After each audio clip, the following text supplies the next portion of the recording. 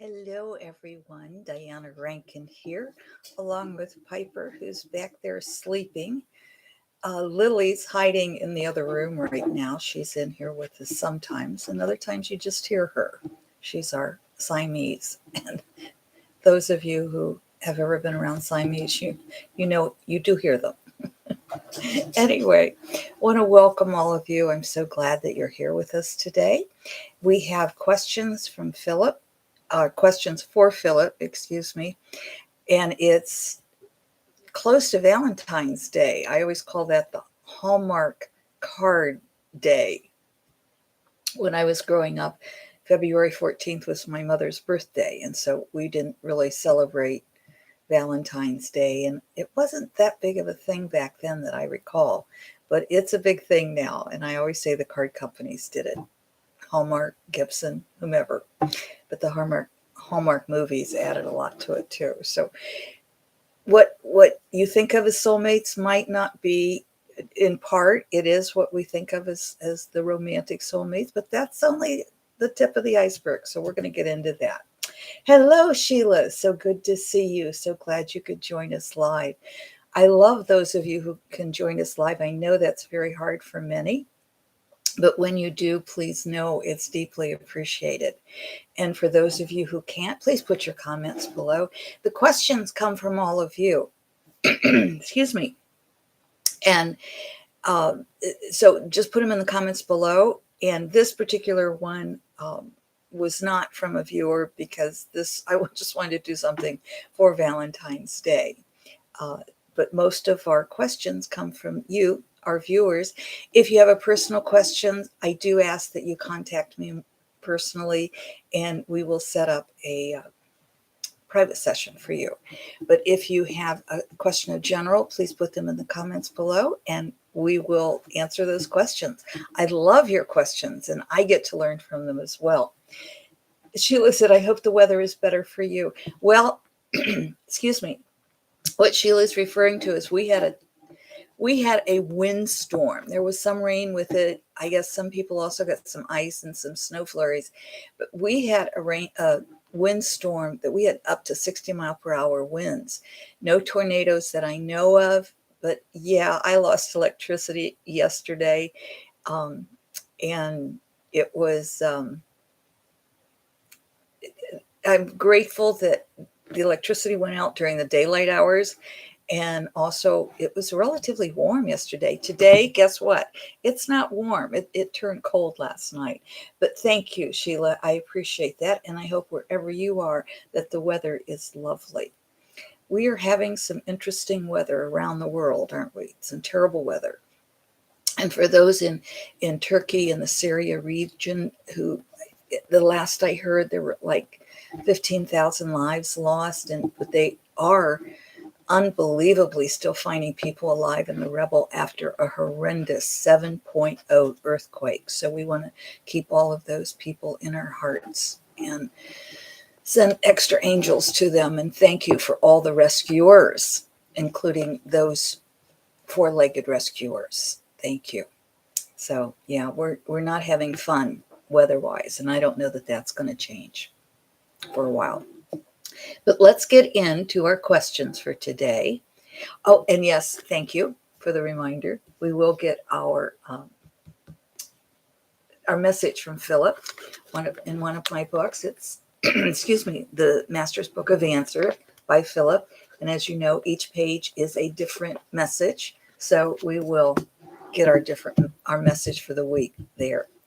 Well, hello, Juliet. She says, good afternoon. You look nice and warm. I am. I've got this nice double sweaters on here.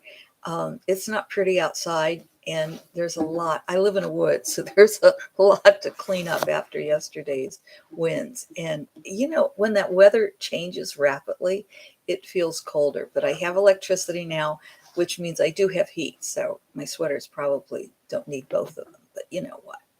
Feels good. Okay, Philip's question, or our question for Philip. What are soulmates, and what is their purpose in our lives? Here we go. Soulmates are members of your soul family with whom you have made a contract. This contract was made while in spirit world between human lives. A soul family is created when those of like energy gather together, not so unlike human families. Within families, it is most common to evolve at similar rates and for similar reasons. This said, there are those who will move to a different family to change courses, although this is rare.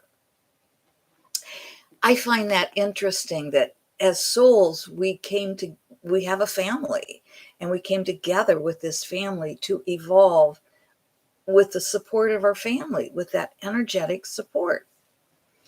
Phillip goes on to say, within soul families where like energy gathers together, there are those you call soul mates. As in human families, there are those with whom you feel closer to and those you feel a lack toward. Found what an interesting way of phrasing it. Those you find a lack toward. Also, as in human families, you may recognize a familiar energy upon meeting. I think most of us have probably experienced that where we meet somebody, it is the romantic idea of you see someone's eyes across the room and you just know that person. But I think that happens not always in romantic relationships. Hello, Judith. Good afternoon, she says. I'm sorry. I try not to get distracted with and keep reading, but I did. So I think that's okay. Let's get back to what Phillip is saying here. In modern times, soulmates have come to be thought of as romantic. This may or may not be the reason for the coming together. The contracts between and among soulmates are as varied as are human beings. That said, the contracts are always to help advance those involved with the contract and to help the human species advance as well. I'm going to reread that because I think that's important. The contracts between us that we make in spirit world, that we soul to soul, that the contracts are always to help advance those involved with the contract and to help the human species advance as well. This advancement we speak of is to experience greater love within the human experience. This may come about as two souls meet romantically, or it may come as a group of soulmates come together in love to do good works in the world. This may also come for individual and collective healing. Although soulmates may spend one or more human lives together, they may also enter one another's life for only a short while. They may even be the one who plunges the sword into the heart to begin the healing of the sacred wound. I think many of us have felt that, plunging the sword into the heart. Ouch. The sacred wound is the wounding of the heart, or as you might say, the breaking open of the heart to allow more love in. If you want to know more, and Phillip says a little bit more here about the sacred wound, but I put a blog out this week about the sacred wound. I did in my newsletter, that those of you who get that, it's all to do with love and soulmates this week. But I did put a link to the blog below. The newsletter's free. You can sign up for it, but there's no way to get back issues. So, but the blog will have something there more about that sacred wound. Here's what Phillip says here. Only a soulmate can create a sacred wound. This comes from the loss, or shall we say, perceived loss of one who is loved. The loss comes through the death of a body or the ending of a relationship. The soulmate may be any loved one, a child or other family member, a friend or teacher, or a romantic partner. When two or more soulmates come together, the bond is strong. You vibrate at the same level of energy. This is not true of everyone in your soul family, and certainly not true of everyone on earth with whom you come into contact.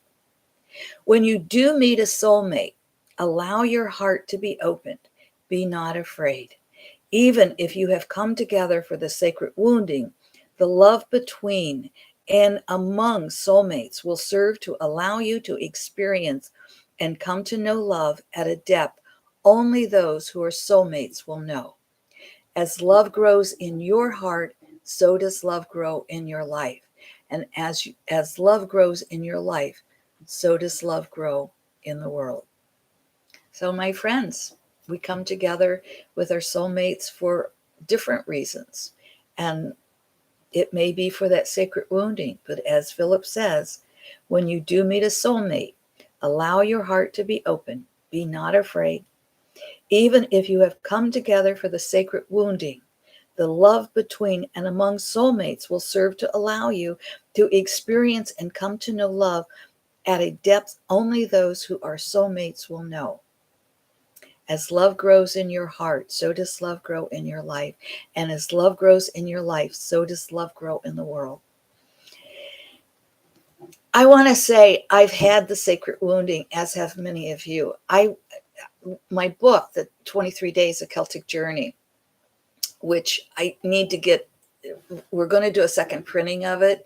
It is out of print right now. And I know there are shysters out there who reprint books out of print, and the writers never see the royalties. And now there's a whole new scam going on with taking books and reprinting them or downloading them and selling them. And these are not writers doing it. So anyway, that's a whole nother story. But I will tell you, I can attest to this, that if you allow that sacred wounding to open your heart more love, starting with yourself, as love grows in your heart, so does love grow in your life. And as love grows in your life, so does love grow in the world. I don't know that I will ever experience the kind of soulmate love, but I have experienced beautiful love since the sacred wounding. You will too. Okay, let's get our message for the week, shall we? There's where my fingers stopped. I'm hearing right, but left is kind of strong. But if you heard right, we're just in sync, our intuition, and that's what the message for all of us. If you heard left, that's a message you need to pay attention to. So here we go. Right is courage is not yours unless you have first faced fear. Courage is not yours unless you have first faced fear. Oh, friends, that's what we're saying. That, as Phillip says, when you meet a soulmate, be not afraid. That's easier said than done, I promise you. But remember, courage is not yours unless you have first faced fear. And by the way, that's page 233. You have courage. You do. You do. I promise. I promise. If you heard left, your understanding of the answer is greater as you grow. Your understanding of the answer is greater as you grow. That really does fit soulmate love as well, because as we really understand what we are growing and what we are healing, in my case, it's the abandonment script that I've been healing. And so I didn't always make good choices with romantic partners and even with friendships. And I had to grow and learn how to heal myself. And we're always healing, but how to take care of those wounds myself so I could then grow into having the courage to love again. And your understanding of the answer is greater as you grow. That's page 232. And that was left side. Thank you, Sheila, Juliet, and Judith. I'm so glad you could make it live today, and I'm so glad you're here with us. And Louisa, thank you. And I'm so glad you were able to come and be with us today. For those of you who are unable to make it, thank you for watching our videos. Thank you all for your support and your encouragement. You know, a friend recently said to me that she really got that this was tough for me to do the videos. Over the years, it's gotten easier, but it is harder to put myself out there in the public life than to speak in one-on-one. That's much, much easier. Or to even speak in front of a crowd of 30 or 100. That's easier for me for some reason. But I thank you because your support is important to me. Thank you for the love that you give to us. Thank you for the love that you are receiving from us and all the love that we're sending off to our world. So from little Miss Piper, who's sound asleep, and from all of us here, thank you. And may your weather be sunny. Obviously, we're not having sun. You can look out the window. But may your day be full of joy. Thank you. And Judith is sending sunshine and a heart of love. And Judith is in Florida, so I think there's nice sunshine there today, I hope. I'll see you soon, my friends. Until then.